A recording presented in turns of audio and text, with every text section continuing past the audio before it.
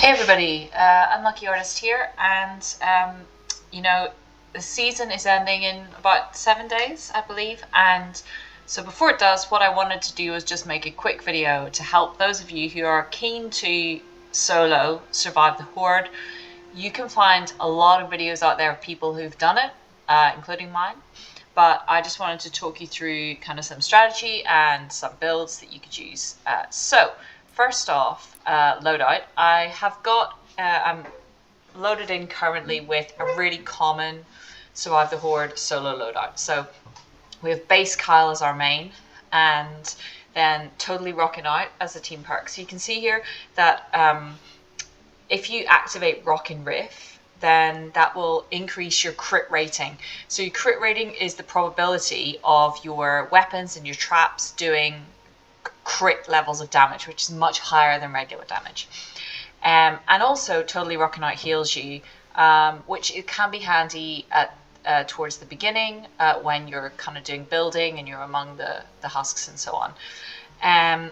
So then in order to kind of trigger Totally Rocking Out, we need in the support team two rad heroes, I think they're called.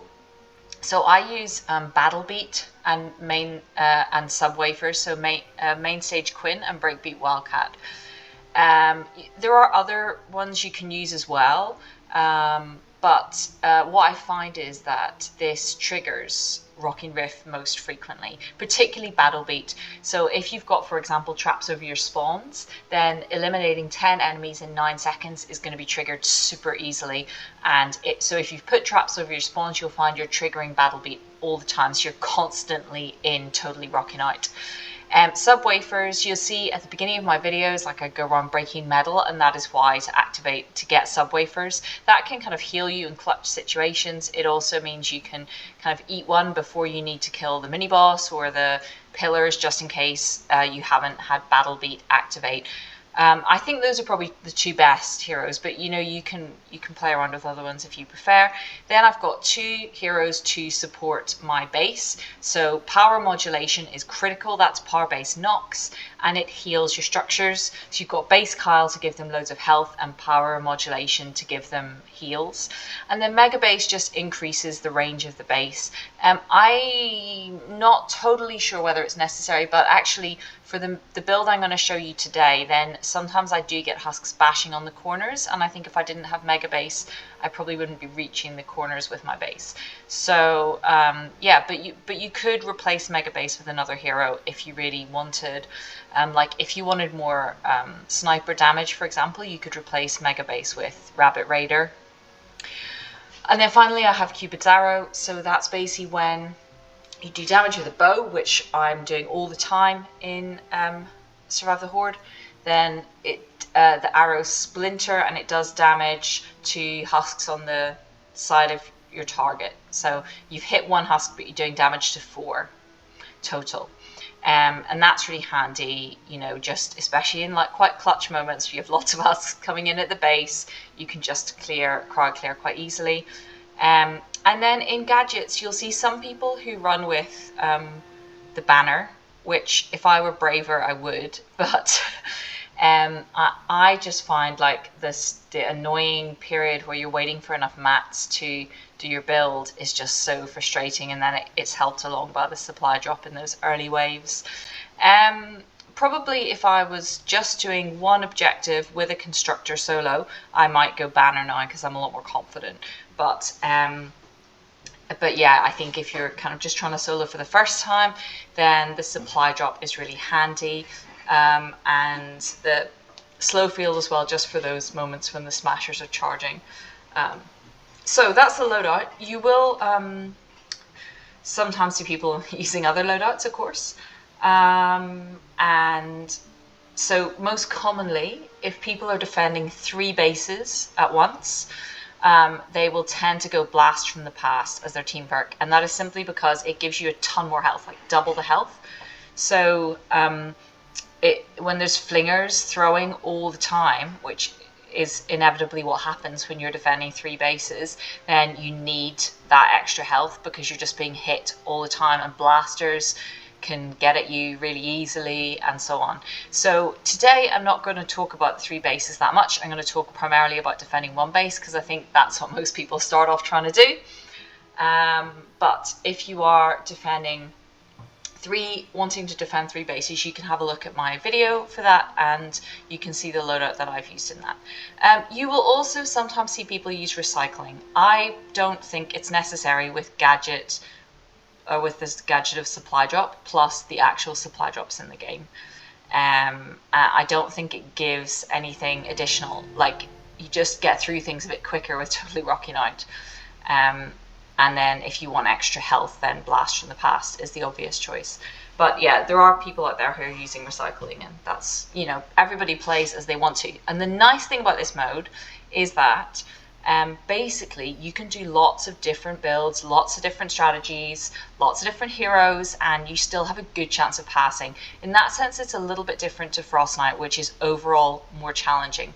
So, you know, to put it in context, yes, there are lots of people soloing Frost Knight, but people weren't soloing Frost Knight for like quite a while after Frost Knight first came out. You know, people soloed Survive the Horde on the day it came out. So that's just an indication. Of course, we've learned from soloing Frost Knight quite a lot, and we've learned how to do those types of things, but I think it is just a slightly easier solo mode. But it's really fun, and you know, if you're just trying to get into doing some more soloing and save the world, it's a really good one to start off with. So let's quickly look at the inventory. Basically, these are the guns that I'm using. I am primarily using the Xenon bow, and I like Affliction. I do have 2. I've got one with Snare, one with Affliction. You can see that the perks are exactly the same on both. Affliction is doing that extra damage for 6 seconds. So what it means is, if you see a smasher coming, you know, 8 tiles out, and you shoot it with your Xenon bow, then you can turn and shoot another smasher in the other direction, and it's going to be still doing damage to that first smasher afterwards, and I think that's quite handy. You know, you might say if you've got tons of traps, then Snare is also handy. They're both good 6th perks for different reasons. But yeah, I'm using this like 90% of the time, basically, 95%. Some of my runs, that's all I use, the Xenon bow. This is what my defenders are using, the bundle bus. It is like super crit damage perked, and that is because I want them to kill smashers and takers. I don't want them to be killing the little husks. I need them to stop smashers from getting into my base. So I tend to craft a Wrath for the end, just to try and get the mini boss, and again, it's like super crit damage perked for that reason. But what you find is, obviously the Wrath uses a ton of energy cells each time. This is just using 1 energy cell each time, so it's much better in terms of conserving your ammo. They have said that they've fixed the issue where you don't have enough resources to craft rocket launchers, but I have not found that to be the case in the runs I've done this week. So for that reason, I haven't been crafting the potshot. But if we did have enough rocket ammo and it was a choice between the potshot and the Wrath, I would craft the potshot. But yeah, so those are the 3 guns I'm using. Mostly Xenon bow. My defender's using this one. Occasionally, I will use this in like wave 15. Oh yeah, I also use the Baron. I have double armor, single movement speed. Everybody has their own. So basically you can perk the Baron, triple armor or triple movement speed, or any combination of the two. So some people like to run 1 armor, some people like to run 2, some people like to run 3. It's kind of a trade-off. Like, do you want that extra armor, especially in the storm, it's really handy, or do you want that extra movement speed? So this is my sweet spot. I do 2 armor, 1 movement speed. And the reason that it is in gold is because I have really struggled to get rotating gizmos in Survive the Horde. So to craft up a purple one here, like this, then you need like 3 rotating gizmos, and I was just never getting it, so I basically created a gold version. Yeah, and so that's all I'm using in terms of melee. In terms of traps, if you have watched all of my videos, you'll see I rotate through a whole range of traps. That's because I'm doing like different builds and everything, and the nice thing about this mode is that you can do different builds and you will still pass. There are lots of options, that's good. Today the build that I'm using is focusing mostly on gas and ceiling electrics, and then a lot of wall darts, some wall dynamos, and tar, and a few anti-air. Also need a lot of healing. You also need something around your 4 walls that gives heals 6 perk. So actually you can see a lot of my traps at the moment are perked 6 perk heals attached building, and that is just super helpful in Survive the Horde. I don't really find durability to be much of an issue in Survive the Horde. So because that would be the other 6 perk you could use. Actually gas trap's the only one that's not, and ceiling electric, but yeah, the wall ones are all heals attached, heals attached, heals attached, heals attached. That is because I'm just trying to constantly heal all of my structures. So occasionally I've used the floor freeze as well. It's kind of a matter of preference. You'll need to replace freezes a lot less frequently, but tars are better at stopping smashers. So, you know, it's kind of whatever you prefer. I also use a lot of directional jump pads. That's just to get the supply drops, and I need defender posts. I have got these two favorited, but I'm not using them so much in my later builds. And these ones, retractables, I've used them when I did the 3 base defense on top of my objective to protect against the flinger trash. And as well, the weekly modifier where they the husks are this week's modifier. In fact, unflappable husks. Then you need a floor trap that has damage. Basically, none of the other floor traps work, so I've been using it for that. But yeah, so those are all the traps that I've used. And most of them are just sort of standard perks. So damage, reload, crit rating, crit damage, and then normally 6th perk is Dura, but as I've said, I've changed quite a few to heals. Same here. I double crit damaged my darts instead of putting a reload on them. Yeah, just really that's for like to try and get smashers around spawns and stuff. So, I am in my Stonewood Storm Shield. There's still not quite enough space for me to do it fully. Actually, I need to leave one over, I think. Okay, so if you imagine, this is the objective, yeah? And what I'm going to do is just kind of talk you through how I build for it. So basically, first thing I do is clear the area. I should add, if you're soloing, right, you don't want to start off with 3 bases. You just want to pick 1 base that you're going to defend. So you've got 2 options really, because the mine is annoying. I wouldn't recommend choosing that. The depot is really good to defend against flingers. It's much better for the pillar waves. It's so much easier in that regard. The cavern is much easier to trap and build a base on, but it's a bit more annoying for flingers and it's a bit more annoying on the pillar waves. So it kind of depends what you're struggling with as to what you should choose. My struggle is always that I make stupid decisions in the moment and I die really easily. That's why challenges take me a long time to get. So I was determined that I was going to beat the depot because the depot kind of is more protected from my health. As a player, and I find flingers really annoying as well. So then once I'd mastered the depot, then I learned the cavern, which is also I do like the fact that now that I'm not dying as much, I've got better at that. I've got better at the pillars. Then I can really like do some nice builds in the cavern. And the depot, you see the spawns are quite close to the objective, so that means that they break your tiles up more. But so anyway, depot or cavern, you go there, you want your walls to be I can't actually no, here we go. Oh, I can't place my base because the objective hasn't started, but this is where you would place your base, right here. You then upgrade. To get through the first wave, you just need tier 2. You don't need to upgrade all the way to tier 3 as long as you've got some healing traps on it. So ordinarily I'm using these. Then I also craft a few gas traps and normally a few tar traps. So this is just for wave 1.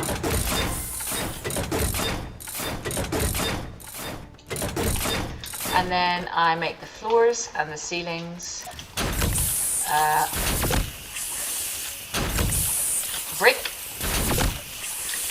What you find is that basically in the waves where you need to build, you never have enough metal. So you really have to make most things brick and wood if you can.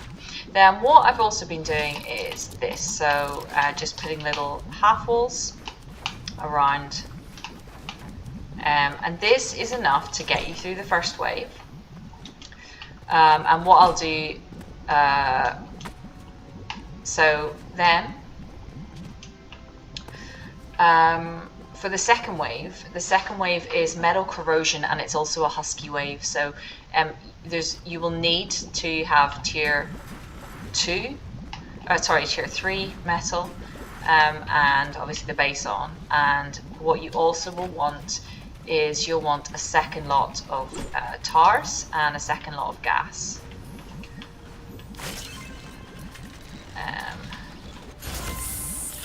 Just craft up a ton. Now you don't have the resources to. Mechanical parts, right?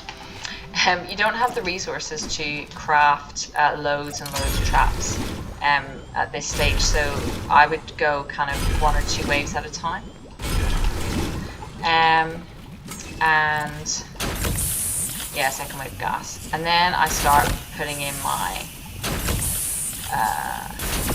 darts. So basically, and again, it just has to be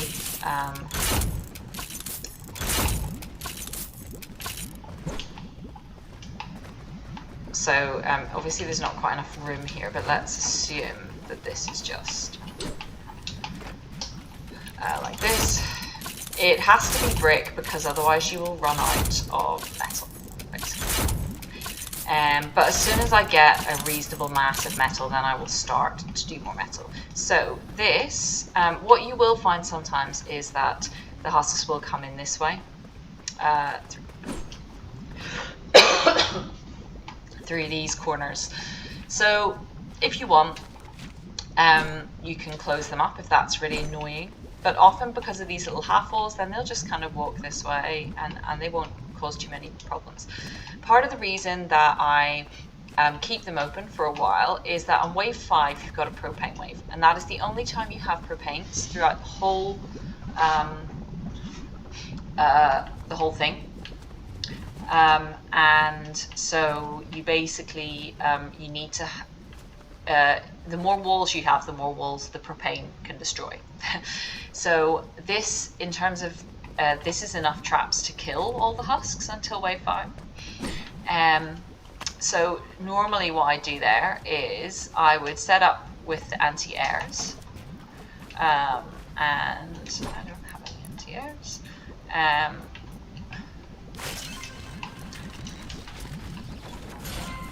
Now, what my plan for the lobbers, this is literally just for propanes. For lobbers, I use a lobber shield.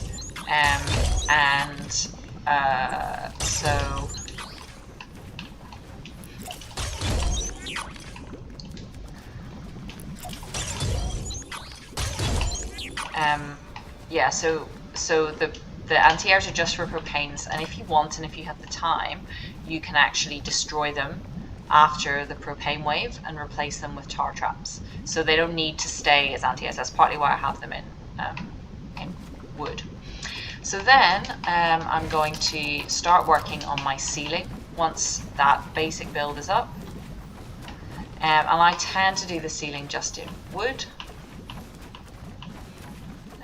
And basically, ultimately, you want your ceiling to go 9 tiles out from the objective. So this is where the objective is, right here. So 1, 2, 3, 4, 5, 6, 7, 8, 9. Yeah, and then you technically, it doesn't need to be all the way there, but you kind of want to you don't want to. Yeah, so you can see I'm kind of going, this is 8 tiles out from here because overall that's going to be 9 to the objective, and then 7 from here because it's going to be 9, and so on. So you want to fill in, so it's going to be a massive circle. And what you can also do is you can go up from your thing like this. You can run up really easily. If you do that and you go all the way out on every side, I'm not going to do it now. But if you make this big ceiling, then and you put some traps around the spawns, the lobbers and the flingers are not going to bother you, and you don't need to worry about them. What you'll find is that in a cavern, you can only go out this way on 2 sides, and the so I think, let me think about the directions. So in the cavern, the west and the south sides, you can go out to the 9 tiles, just on the 2 tiles high, 9 tiles out. The east is going to be a mountain, and the north is also a mountain. So you have to kind of build up like this, and you know, wherever you can, just start building ceilings, and they've got to go to different levels, so you might have to drop down at some point, etc. And similarly at the depot, you can just do those 9 tiles out either way. And personally, if you're just starting to learn how to do this, I'd recommend that because it's really simple. But what you will find in some places is that your traps are going to be in a better position if you drop down 1 tile, or you go up 1 tile. So, you know, just kind of play it by ear to see what works for you. So yeah, propane wave is wave 5. And then I will put in my extra. And normally I've got enough metal by this point to do this.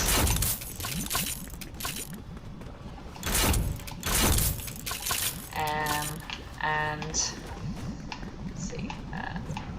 And then what I'll also do is, at this point, I'll be putting ceiling electrics in where it doesn't have gas above it. Here, so basically any houses that end up in here will get zapped. So then what you can do is, if you create an edited wall like this, then it means we can put some of these zappers. They're not zappers, what are they called? Dynamos.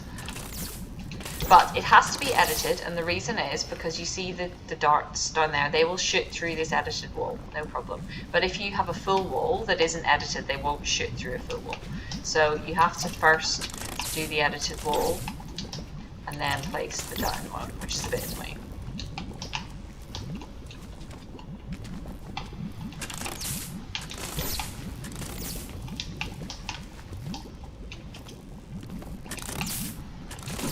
So this is your basic build, and you'll see that when I did the 3 base defense, as well, you know, you want to put some healing traps up on the top, obviously, so you don't die.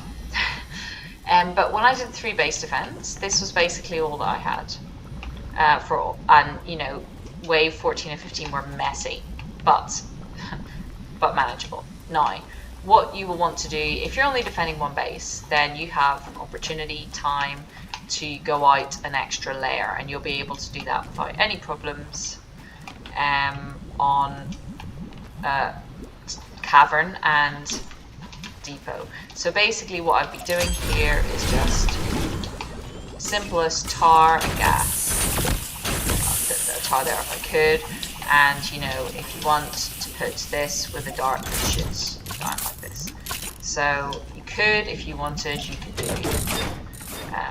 do those pushing back, or if you preferred, you could do darts. And actually what I often do is I'll do darts just shooting out from here as well,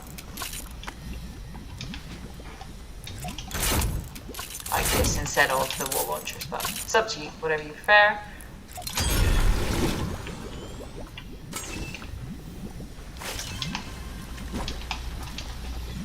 I obviously need to go farming for efficient.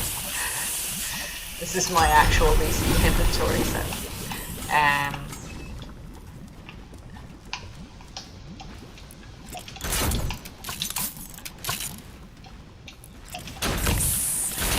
and then after that, basically what you want to do is you just want to put a ton of ceiling electrics up on the roof area. So if I create more of a roof area that's kind of gone out past the thing, so basically what you'll do is just wherever the spawns are, just go and like place ceiling electrics all above the spawns. Oh, I didn't actually finish this.